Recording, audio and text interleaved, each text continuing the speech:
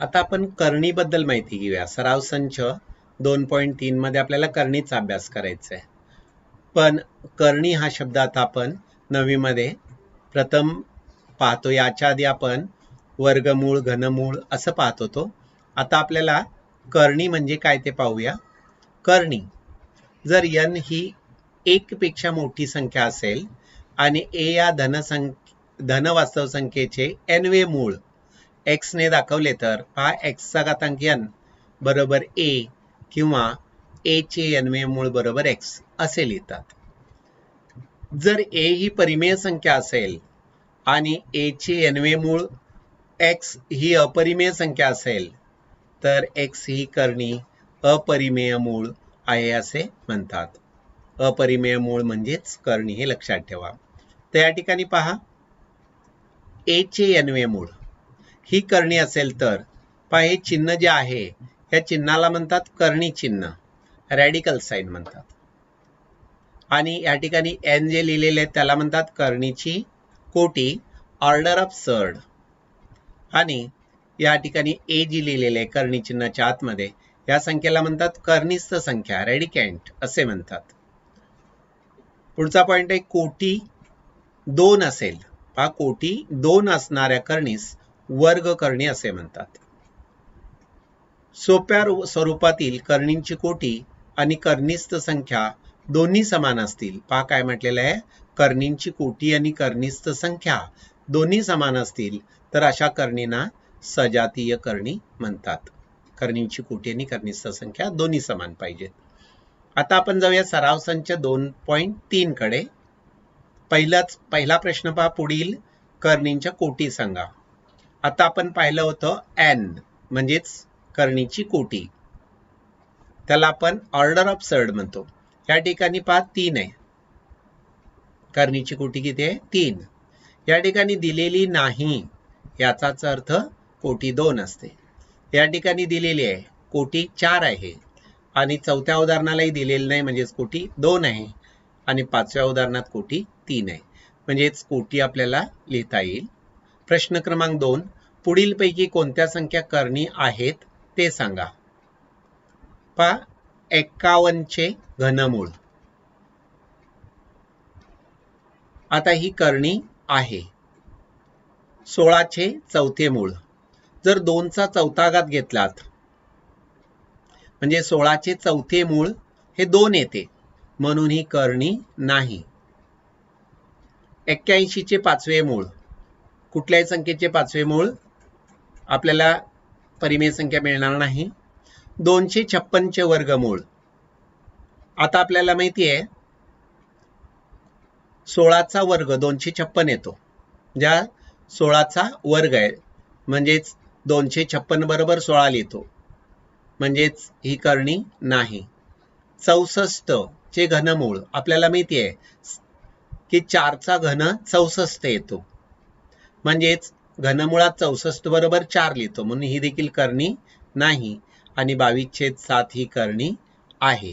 या ठिकाणी करणी आहेत किंवा नाहीत तेवढंच विचारलेलं आहे, विश्लेषण विचारलेलं नाही. तर या ठिकाणी मी त्याचं विश्लेषण तुम्हाला सांगितलेलं आहे आणि या ठिकाणी लिहिलेत पहा 2, 4 आणि 5.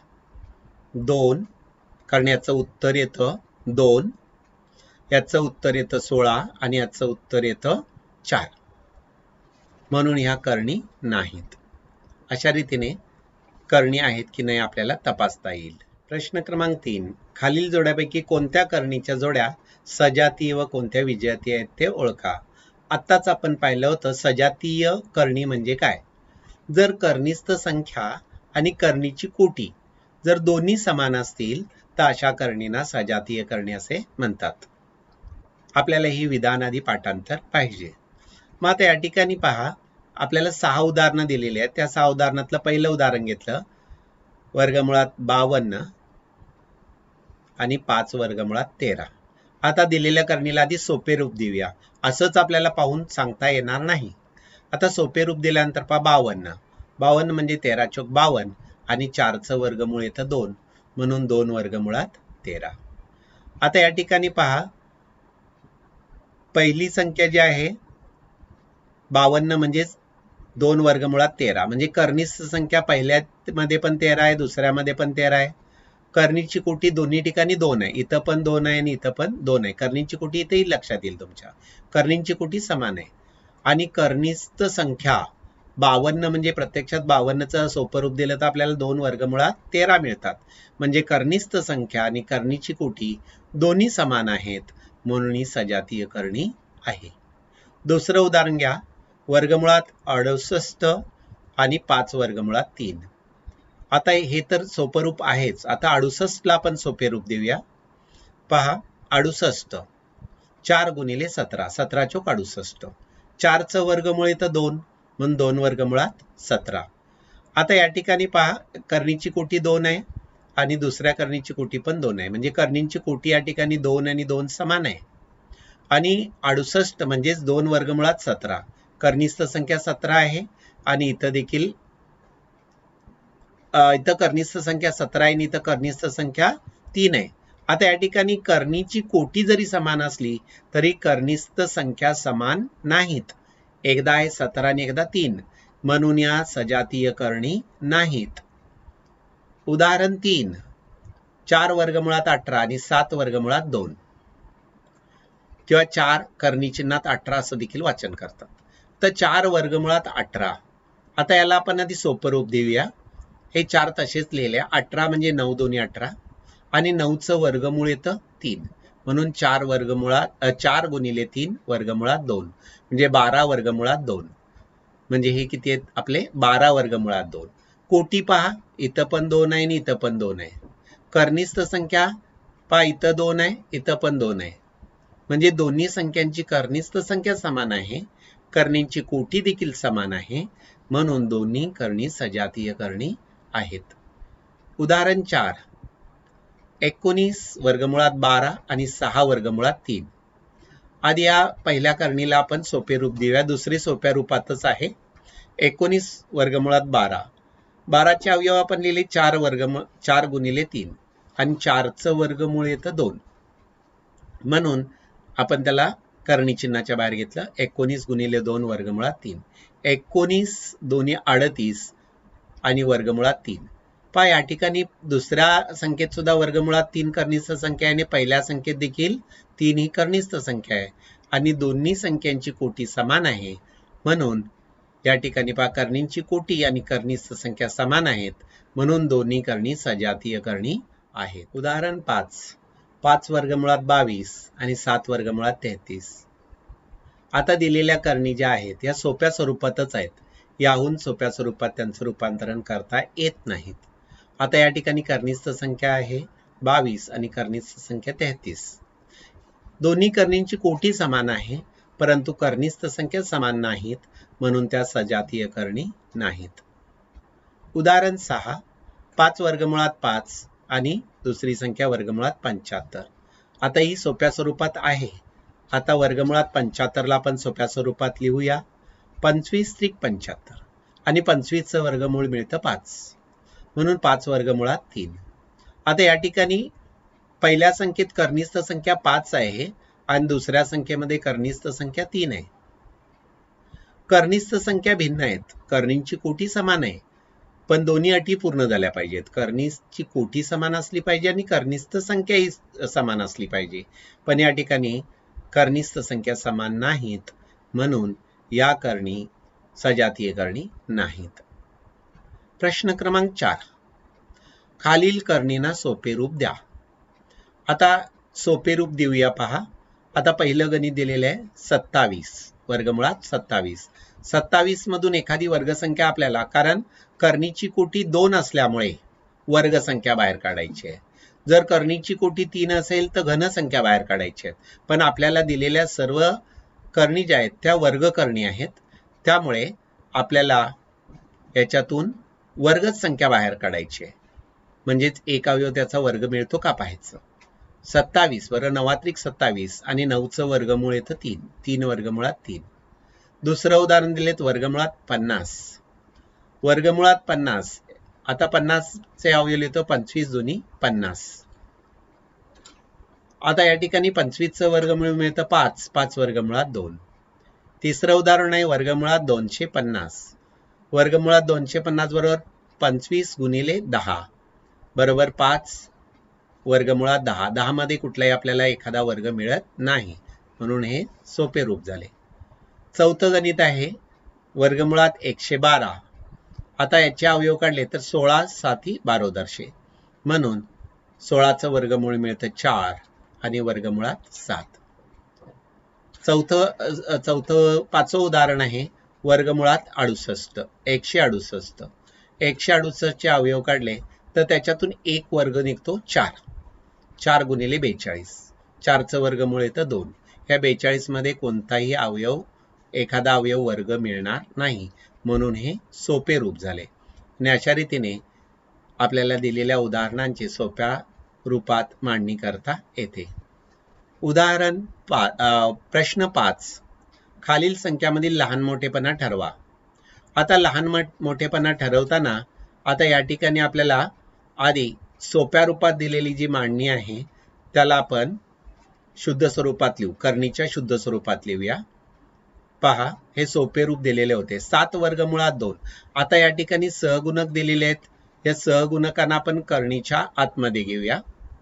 म्हणजेच या ठिकाणी 7 वर्गमुळात 2 म्हणजेच हे करणी चिन्हात जाताना 7चा वर्ग होतो बरोबर गुणिले 2 म्हणजेच 49 गुणिले 2 बरोबर 98. जर उलट गेला तर 98च्या अवयव आपण 49 गुणिले 2 लिहितो. 49 म्हणजे 7चा वर्ग म्हणजे 49चं वर्गमूळ 7 असं आपण लिहितो. आता हे आपण वर्गमुळात 98 मिळाली पहिली संख्या.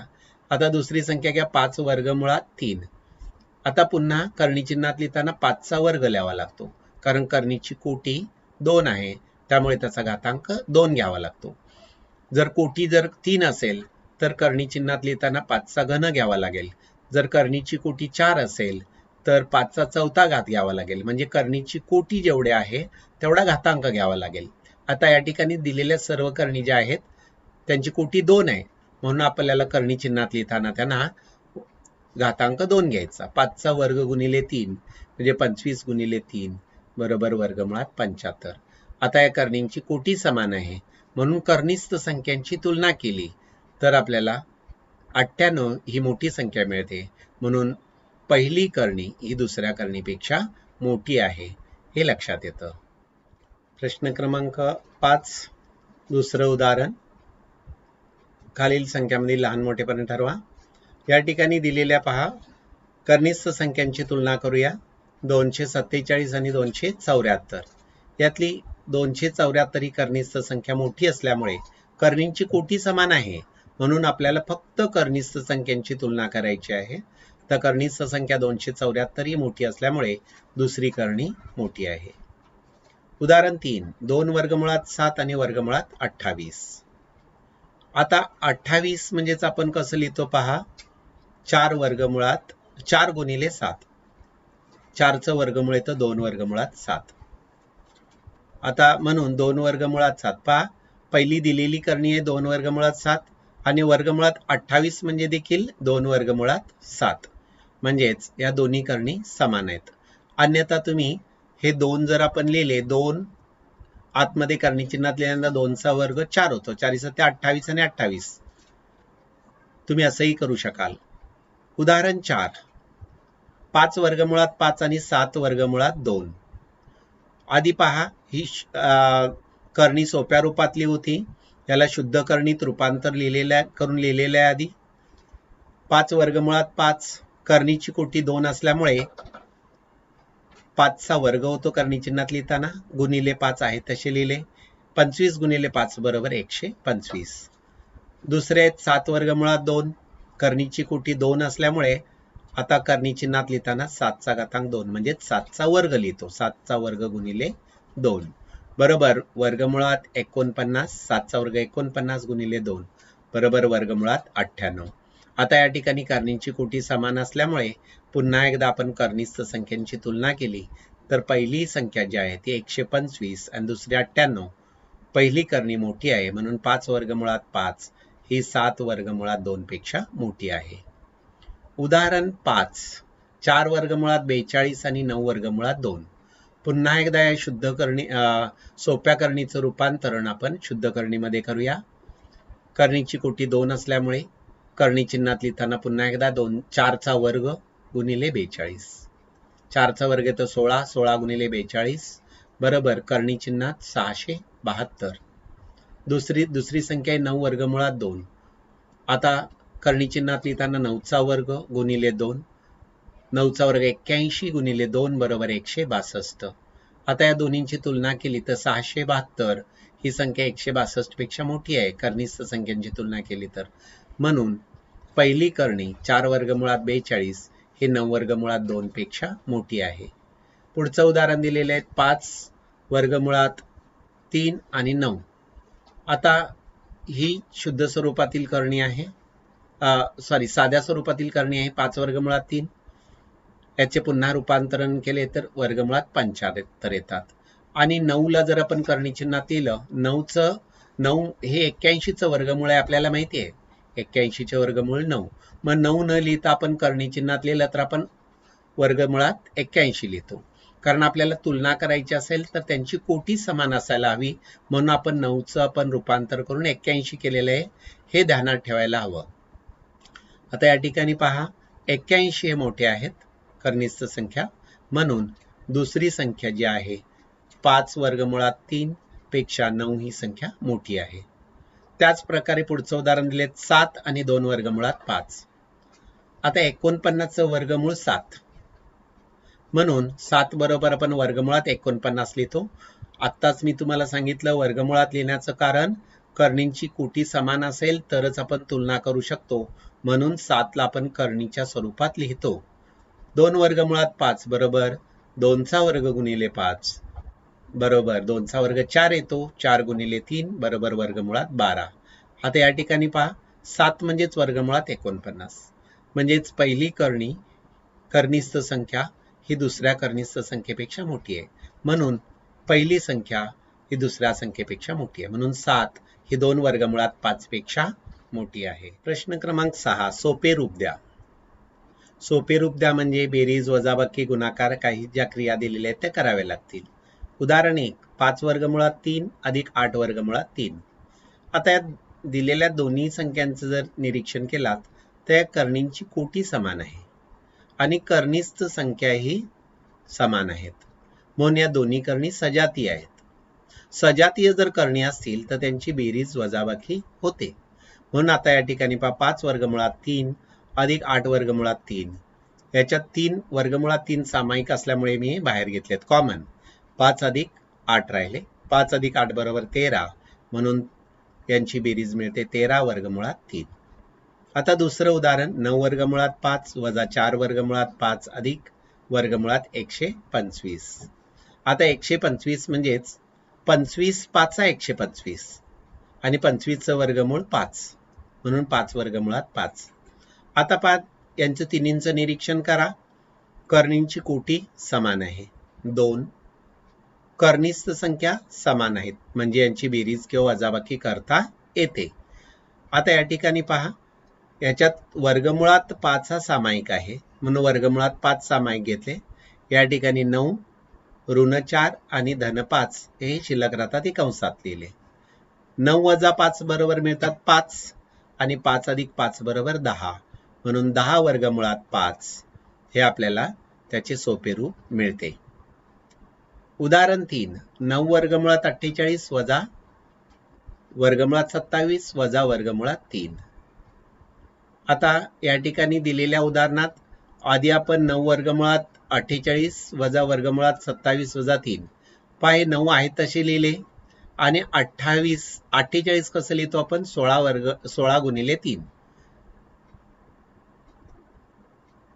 16 गुणिले 3 आणि 27च्या वेळी लिहितो आपण 9 गुणिले 3 आणि ही वर्गमुळात 3 आहे तसेच लिहिले.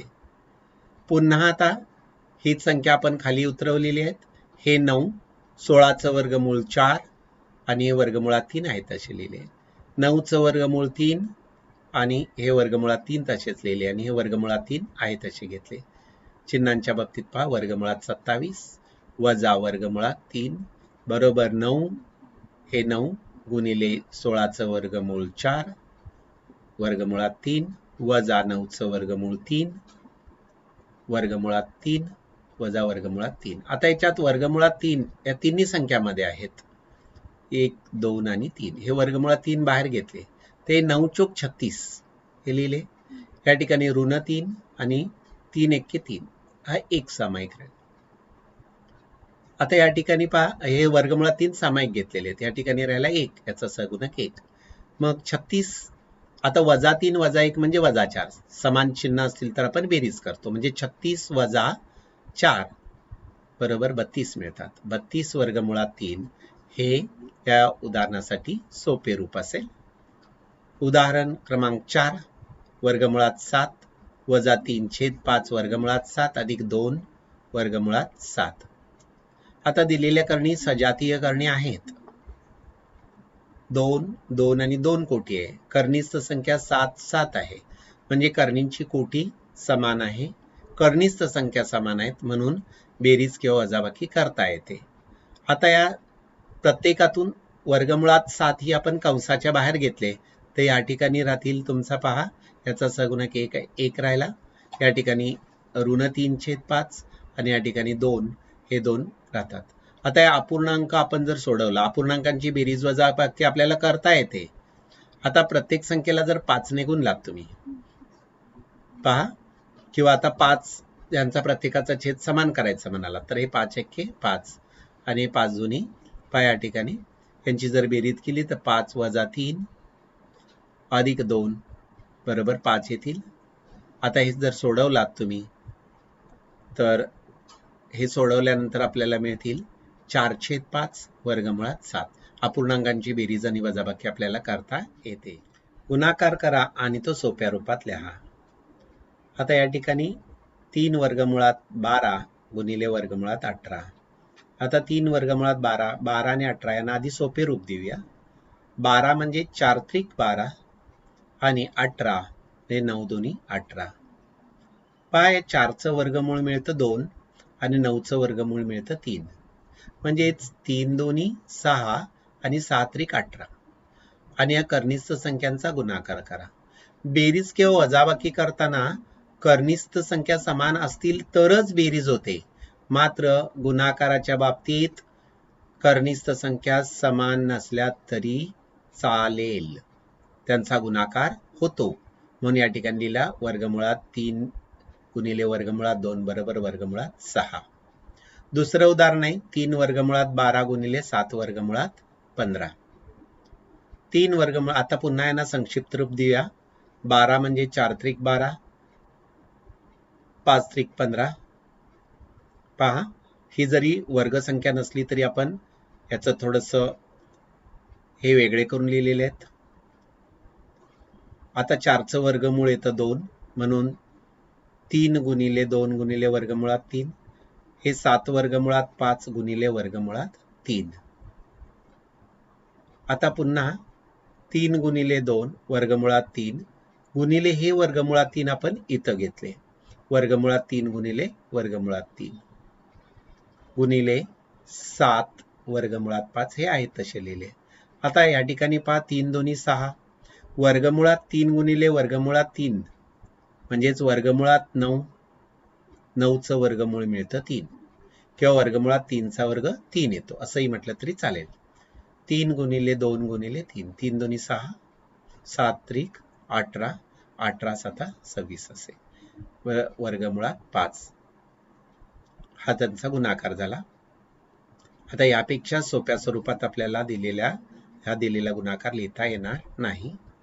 उदाहरण 3 3 वर्गमुळात 8 गुणिले वर्गमुळात 5 3 वर्गमुळात 8 गुणिले वर्गमुळात 5. आपण 8ला सोपे रूप देऊया. या करणीला सोप्या स्वरूपात लिहूया. या 8 मध्ये एक आपल्याला वर्ग मिळतो 4 दोन्ही 8 4चं वर्गमूळ मिळतं 2 म्हणून 3 गुणिले 2 गुणिले वर्गमुळात 2 गुणिले वर्गमुळात 5 3 दोन्ही 6 आणि हा करणीस्थ संख्या जरी वेगळ्या असल्या तरी गुणाकार होतो म्हणून 5 दोन्ही 10 6 वर्गमुळात 10. चौथं उदाहरण 5 वर्गमुळात 8 गुणिले 2 वर्गमुळात 8 5 गुणिले 2 आणि या ठिकाणी वर्गमुळात 8 गुणिले वर्गमुळात 8, वर्गमुळात 8 गुणिले वर्गमुळात 8 म्हणजे वर्गमुळात 64 आणि 64चं वर्गमूळ 8 किंवा वर्गमुळात 8चा वर्ग 8, म्हणून 10 8 80 हा गुणाकार मिळतो. प्रश्न क्रमांक 7, भागाकार करा आणि तो सोप्या स्वरूपात लिहा. आता जसं गुणाकार केला अगदी तसंच करायचं आहे. अगदी सोपं आहे पहा. वर्गमुळात 98 भागिले वर्गमुळात 2. आता एकाच करणी चिन्हात आपण या ठिकाणी लिहिलेलं आहे. वर्गमुळात 98/2 आपल्याला मिळतात वर्गमुळात 49, म्हणजेच 98/2 म्हणजेच 49 आणि 49चं वर्गमूळ मिळतं 7. दुसरं उदाहरण आहे वर्गमुळात 125 भागिले वर्गमुळात 50. पुन्हा आपण त्याच पद्धतीने एकाच करणी चिन्हात लिहिले, पण 125चे आपण लिहिले 25 गुणिले 5 आणि 50चे लिहिले 25 गुणिले 2. 25 आणि 25 कॅन्सल होतात म्हणजे राहतात 5/2. हा आपल्याला भागाकार मिळतो.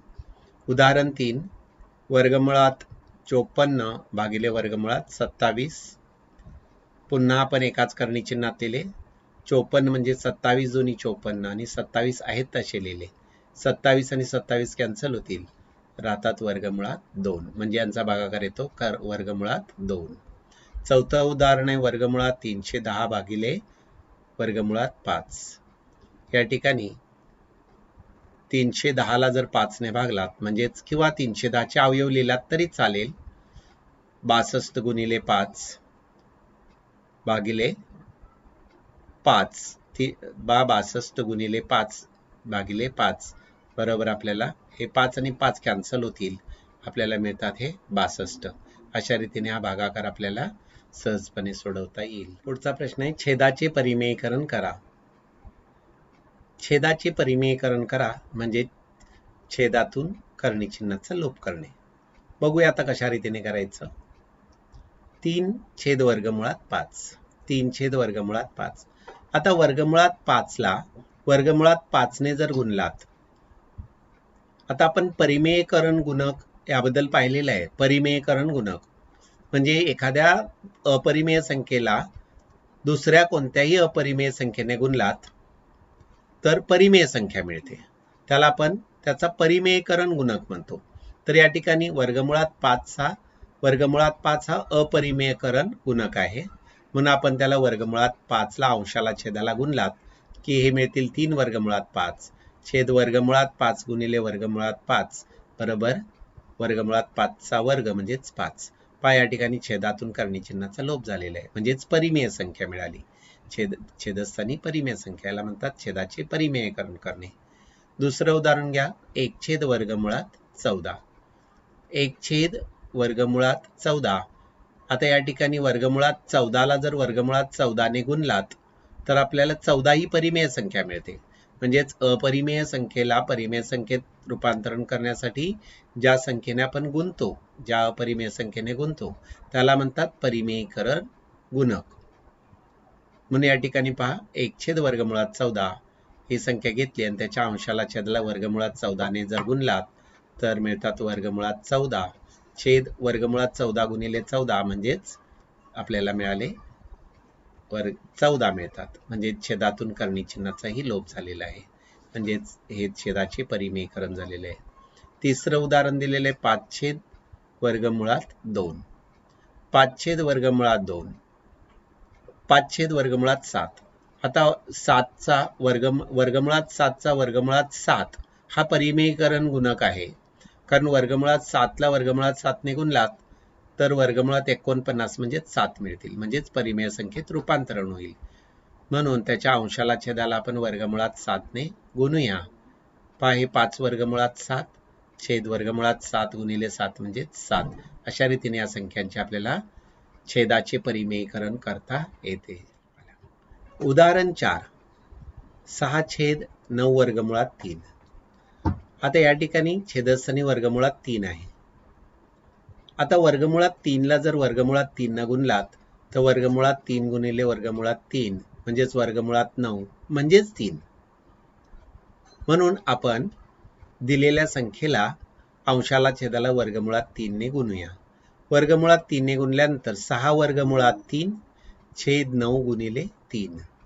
म्हणजेच आता या ठिकाणी 3 ने 6 ला भागला तर 3 एके 3, 3 दुनी 6. म्हणजेच 2 वर्गमुळात 3 छेद 9 हे त्याचे रूपांतरण झालेले आहे, छेदाचे परिमेयकरण झाले. उदाहरण 5, 11 छेद वर्गमुळात 3. पुन्हा एकदा आपण अंशाला छेदाला वर्गमुळात 3, कारण वर्गमुळात 3 हा परिमेयीकरण गुणक आहे, म्हणून अंशाला छेदाला आपण वर्गमुळात 3 ने गुणलात तर या ठिकाणी 11 वर्गमुळात 3 छेद वर्गमुळात 3 गुणिले वर्गमुळात 3 म्हणजे 3 मिळतात. आणि अशा रीतीने दिलेल्या संख्येचे परिमेयीकरण जर केलं तर 11 वर्गमुळात 3 छेद 3 ही किंमत मिळते.